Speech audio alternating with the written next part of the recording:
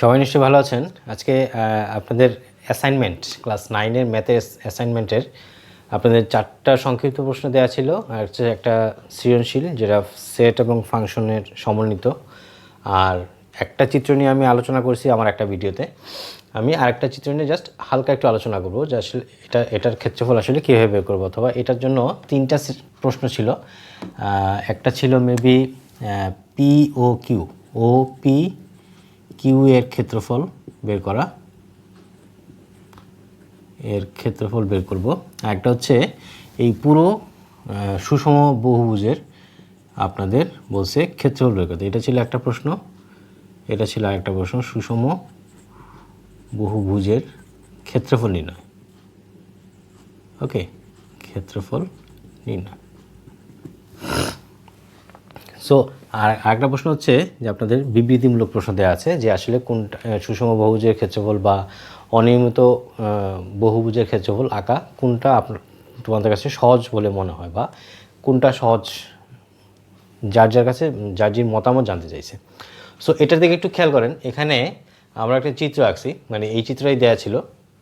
So এখানে দেখেন এর হচ্ছে P Q R S T U V W.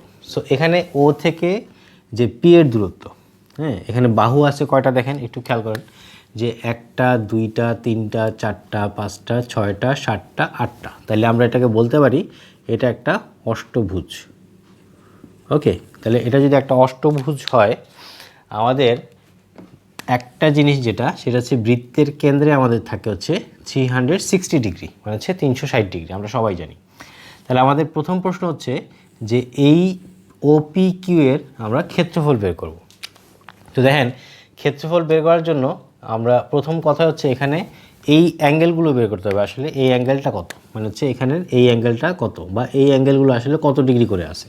So যেহেতু এখানে কয়টা ভুজ, আপনি দেখেন এখানে কয়টা অ্যাঙ্গেল আছে, 1টা 2টা 3টা 4টা 5টা 6টা 7টা 8টা। তাহলে অষ্টভুজ যেহেতু আমাদের 8টা অ্যাঙ্গেল আছে, তাহলে আমরা এখান থেকে প্রথম কাজই হচ্ছে যে ক নাম্বারের জন্য আমি জাস্ট একটু রাফ করে দিচ্ছি, আপনারা সুন্দরভাবে গুছায় লিখবেন। তাহলে আমরা বলতে পারি যে ত্রিভুজ ও পি কিউ বা কোণ পি ও কিউ, কোণ পি ও কিউ সমান সমান হচ্ছে 360 ডিভাইড বাই 8। তো আমরা যদি এটাকে ভাগ করি তাহলে আমাদের আসে 45 ডিগ্রি। আমি আগেই বলছি এটাকে আমরা জাস্ট রাফ করতেছি, আপনারা সুন্দরভাবে আপনাদের বইয়ের সাহায্য নিতে পারেন। আপনাদের 16.2 এর এক্সাম্পলের শেষের যে অঙ্কটা আছে আপনারা সেটা দেখে করতে পারবেন। তো এটা হচ্ছে কোণ পি ও কিউ এর মান বের করলাম আমরা 45 ডিগ্রি। আমাদের বলছে এটার ক্ষেত্রফল কত। তো দেখেন এখানে ক্ষেত্রফলের জন্য আমরা দুইটা জিনিস আমি এখানে লিখেই রাখছি, যে এখানে হচ্ছে বাহু হচ্ছে 8টা। কীভাবে 8টা একটু আগে দেখলাম। আর বাহুর দৈর্ঘ্য এখানে বলাই আছে 4 সেন্টিমিটার। দ্যাট মিনস এই বাহুগুলোর দৈর্ঘ্য মানে হচ্ছে কৌণিক বিন্দু থেকে এখানে দূরত্ব হচ্ছে বাহুর দৈর্ঘ্য বলা আছে 4 সেন্টিমিটার, হচ্ছে এটা হচ্ছে 4। তাহলে এখান থেকে এই ত্রিভুজের ক্ষেত্রফলটা বের করার জন্য আমরা ব্যবহার করতে পারি ত্রিভুজ ও পি কিউ এর ক্ষেত্রফল।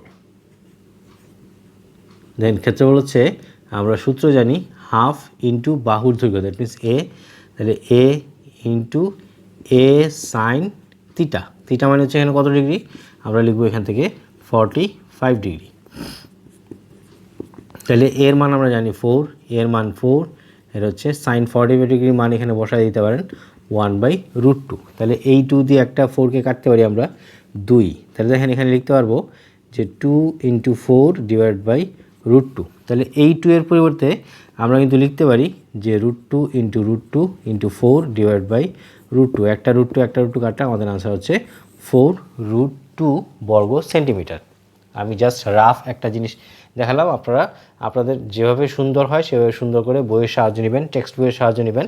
টেক্সট বইয়ের সাহায্য নিয়ে আপনারা অবশ্যই এটাকে লিখবেন। তাহলে এই হচ্ছে সিস্টেম। তাহলে আপনাদের পরের প্রশ্নটা বলা ছিল যে সুষম বহুভুজের ক্ষেত্রফল। তাহলে আমরা অলরেডি একটা ত্রিভুজের ক্ষেত্রফল জানি, যেহেতু বলা আছে সুষম বহুভুজ, তাহলে এটা মনে রাখতে হবে এখানে এই প্রত্যেকটা ত্রিভুজ কিন্তু সমান, প্রত্যেকটা ত্রিভুজ সব দিক থেকে সমান। তাহলে অলরেডি আমরা একটা ত্রিভুজের ক্ষেত্রফল কিন্তু এখানে জানি। আমরা এখানে যখন খ নম্বরের আনসারটা লিখব তখন লিখব যে ক হতে পাই। আমরা ক হতে কি পাইছি, আমরা পাইছি পি ও কিউ, অথবা লিখতে পারেন O P Q, O P Q ত্রিভুজের ক্ষেত্রফল এর ক্ষেত্রফল হচ্ছে 4√2। ওকে, তাহলে এটা যদি এটার ক্ষেত্রে বলে তাহলে এখানে মানে এটা কী ধরনের ভুজ, এটা হচ্ছে অষ্টভুজ। তাহলে আমরা লিখতে পারি যেখানে অষ্টভুজের ক্ষেত্রফল বা সম্পূর্ণ ত্রিভুজের মানে সম্পূর্ণ ডায়াগ্রামের ক্ষেত্রফল আপনারা যেভাবে সুন্দর করে লিখতে পারেন। তাহলে অষ্টভুজ মানে হচ্ছে 8 × 4√2, তাহলে আমরা লিখতে পারবো 32√2। আমি হালকা রাফ দেখাইলাম কীভাবে আপনারা বের করতে পারবেন। আপনারা এটা অবশ্যই টেক্সট বইয়ের সাহায্য নেবেন এবং সুন্দর করে আপনারা উপস্থাপন করবেন আপনাদের অ্যাসাইনমেন্টে, ঠিক আছে? তাহলে এই ছিল আপনাদের দ্বিতীয় চিত্রের প্রবলেম। এখানে দেখেন 3টা সংক্ষিপ্ত প্রশ্ন দেওয়া আছে। তো অনেকের প্রবলেম হওয়ার কথা না, যদিও বা 9-এর প্রথম দিকে আপনারা সেট এবং ফাংশন এগুলো পড়াশোনা করছেন বা পড়ছেন, শেষের দিকে হয়তো অনেকদিন ধরে পড়ার নাই। তো তারপর আশা করি প্রবলেম হবে না। তারপর আমি হালকা হালকা বলে দিচ্ছি আসলে কীভাবে লিখবেন। যেমন মনে করেন এখানে প্রথমটা যেটা দেওয়া আছে 0.6 এটা হচ্ছে পৌনঃপুনিক আর 0.9 পৌনঃপুনিক। তাহলে এটাকে আমরা সলভ করব কীভাবে? যেমন দেখেন 0.6 পৌনঃপুনিক ইন্টু 0.9 পৌনঃপুনিক। তাহলে আমরা পৌনঃপুনিক ভাঙার সিস্টেম জানি যে উপরে 6 এই পৌনঃপুনিকের জন্য একটা 9 ইন্টু উপরে হচ্ছে 9 পৌনঃপুনিকের জন্য একটা 9। তাহলে এটা দিয়ে কাটলে আমাদের থাকতেছে হচ্ছে এটাকে আমরা 3 দিয়ে কাটতে পারি 2, এটা হচ্ছে আমাদের 3। তাহলে এখানে পাচ্ছি আমরা 3/2। দেন আমরা এটাকে কী করব বলছে কত হবে, এটাকে আমরা এটাও একটা আনসার হইতে পারে, অথবা আমরা এটাকে আবার ভাগ করে দেখাইতে পারি 0 6, তাহলে এটা হচ্ছে 18, তারপর হচ্ছে 2, আবারও 0, আবারও 6, এটা হচ্ছে 18।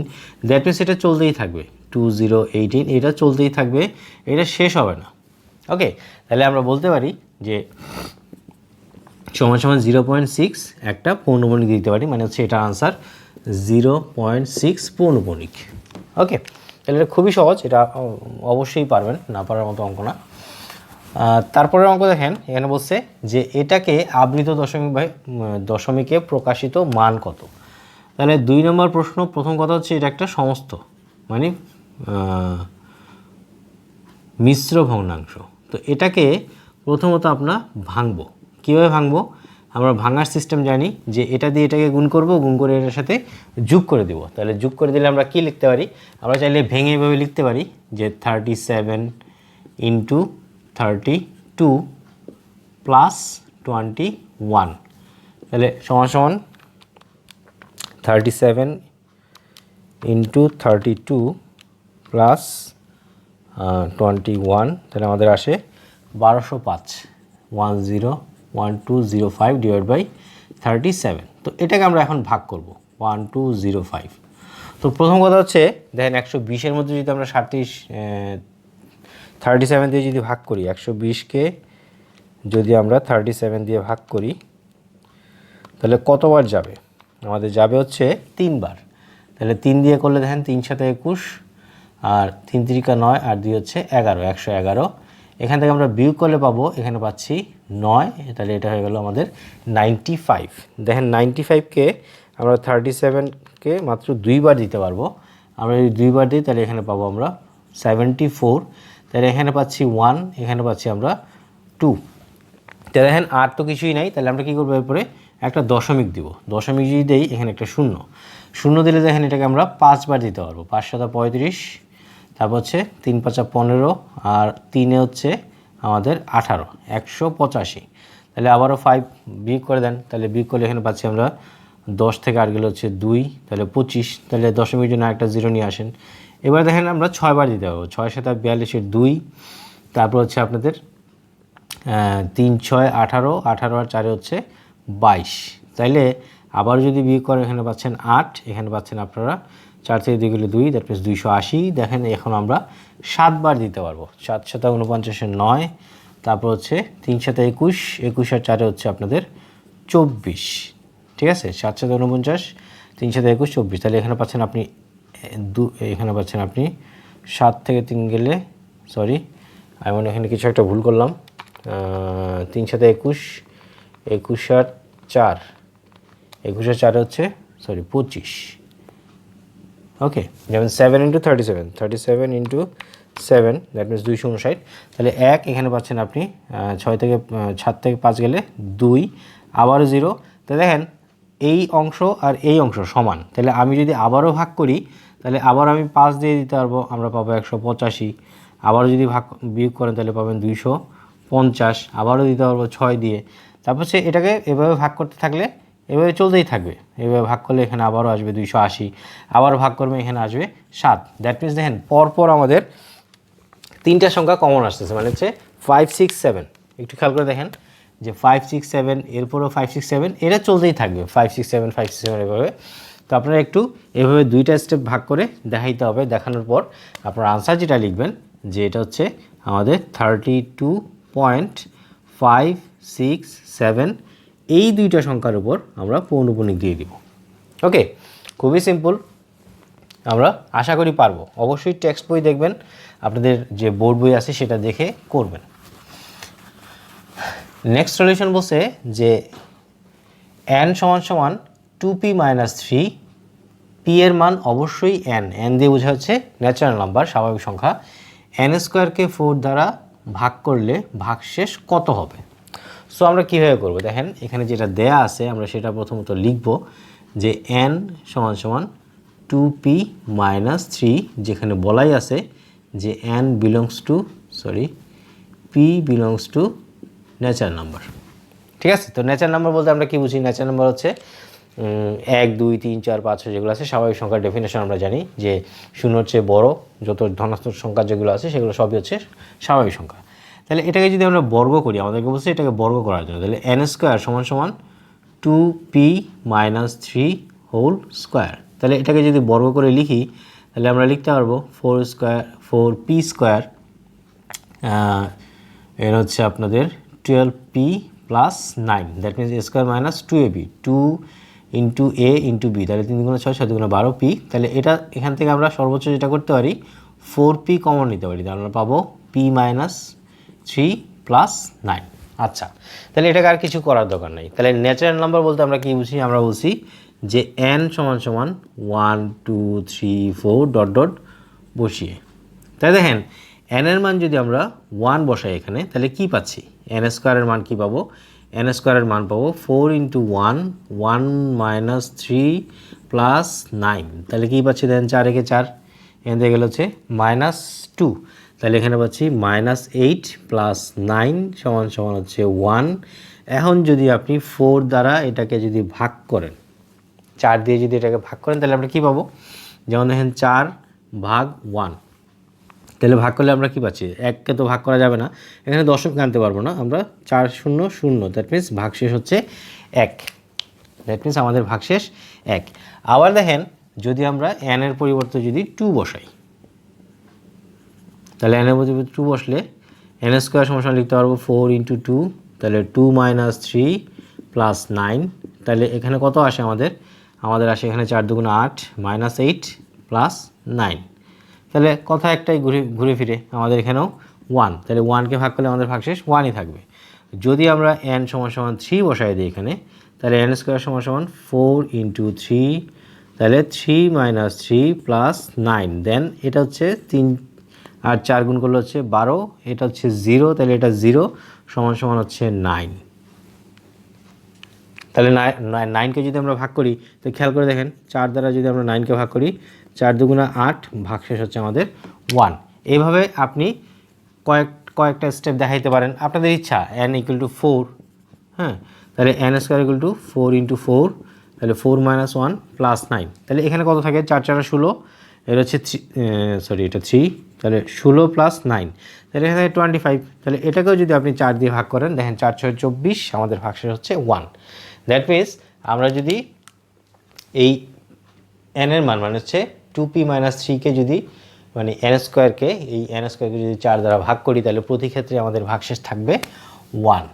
ওকে, এটাকে একটু আমরা সাজায় সুন্দর করে লিখব, আমি একটু বলে দিলাম, বাকিটা আপনারা লিখবেন সুন্দর করে। ওকে, তারপর দেখেন 4 নাম্বার খুবই ইজি, এটা আমার বলে দেওয়ার কোনো দরকারই নেই বা করারও কোনো দরকার নেই, আমি অবশ্যই জানি আপনারা সবাই পারবেন। এখানে ইউনিভার্সাল সেট মানে হচ্ছে সার্বিক সেটের মান দেওয়া আছে 2 3 4 5 6 7 9, এ সেটের মান দেওয়া আছে, বি সেটের মান দেওয়া আছে, আমাদের বলছে এ প্রাইম ইন্টারসেকশন বি। খুবই সহজ, আমরা এ প্রাইমের মান জানি, এ প্রাইমের মান বের করার জন্য আমরা কী করতে পারি? এ প্রাইমের মানটা বের করার জন্য আমরা করি U minus A. That means আমরা ইউ এর যে সদস্যগুলো আছে সেগুলো থেকে যদি এ সেটের সদস্যগুলো বাদ দিয়ে দিই তাহলে কিন্তু আমরা এখানে পেয়ে যাব 2 4 6 বাদ দেন তাহলে এখানে পাচ্ছেন 3 5 7 9।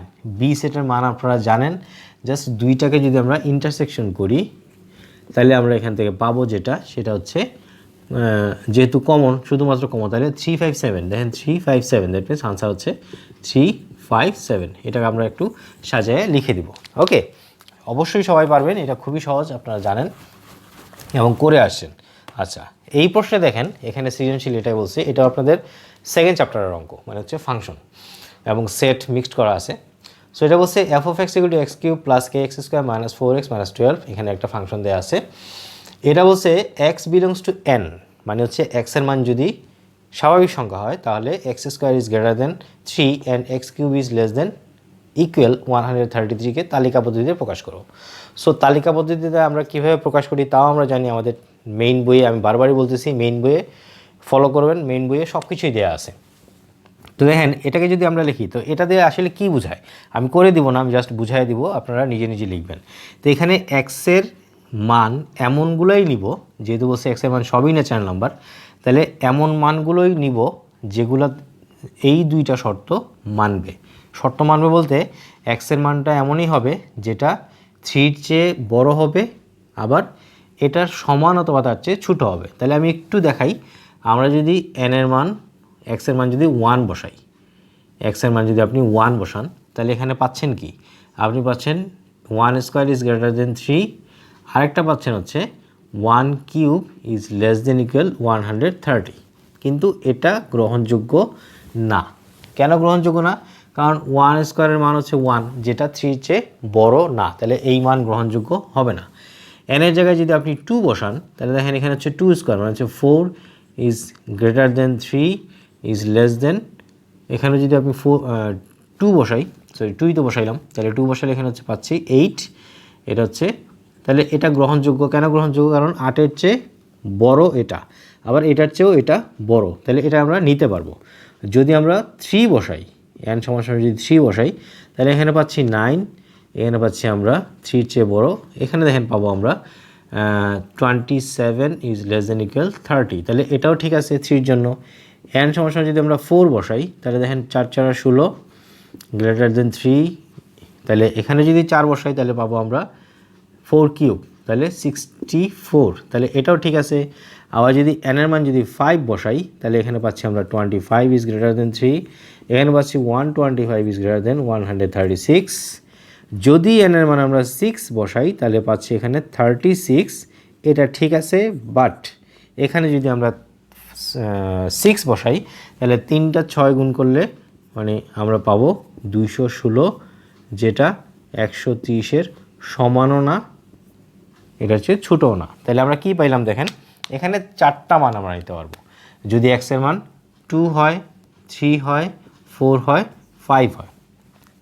ওকে, তাহলে এটার তালিকা হচ্ছে, আমরা যদি বলি এটা যে কোনো একটা নাম দিতে পারি, তাহলে 2 3 4 5 হচ্ছে এটার তালিকা পদ্ধতি। ওকে, এটাকে সুন্দর করে আপনারা সাজায় লিখবেন, আপনারা জানেন কীভাবে লিখতে হয়। অবশ্যই আমি বারবারই বলতেছি, আপনাদের বোর্ড বইয়ে করে দেয়া আছে এটা। আচ্ছা, ওইটাকে ফলো করে তারপর করবেন। এখানে বলছে f মাইনাস 2 ইকুয়াল টু যদি 0 হয় তাহলে রুট কে একটি অমূল্য সংখ্যা। এটাও খুব সহজ।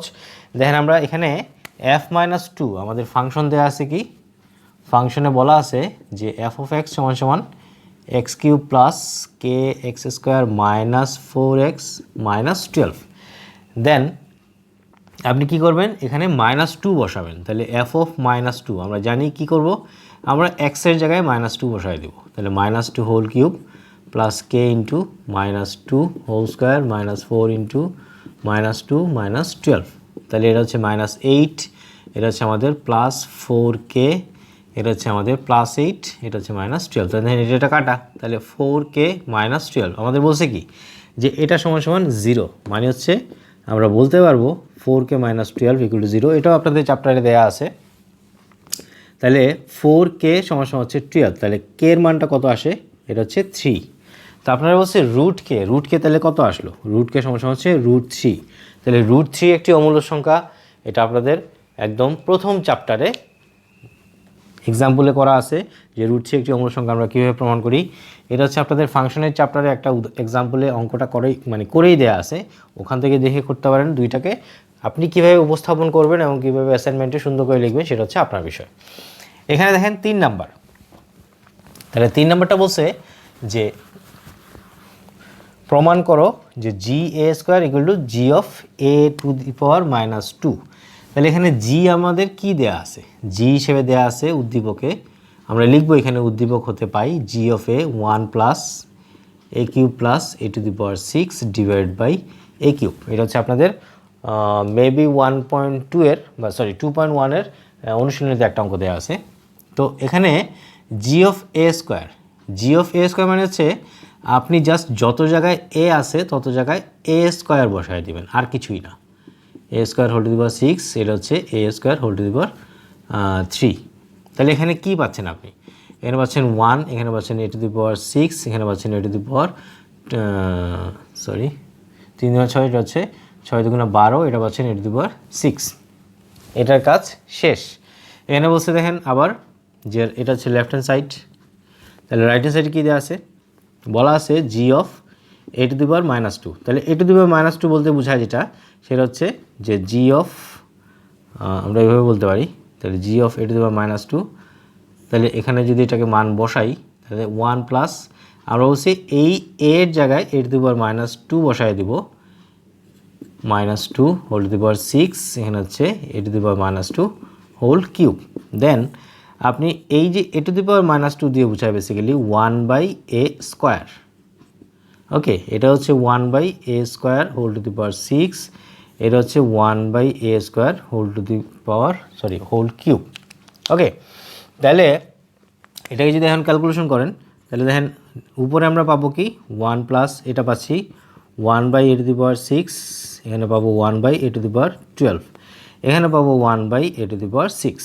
তাহলে আমরা উপরে কমনলি লসাগু করতে পারি, এটা হচ্ছে a², তাহলে লসাগু করলে পাবো 1/a², এটা হচ্ছে পাবো এখানে a⁶ পাবো, এখানে 1 পাবো, আর নিচে যেটা আছে সেটাই লিখে দেবো a⁶।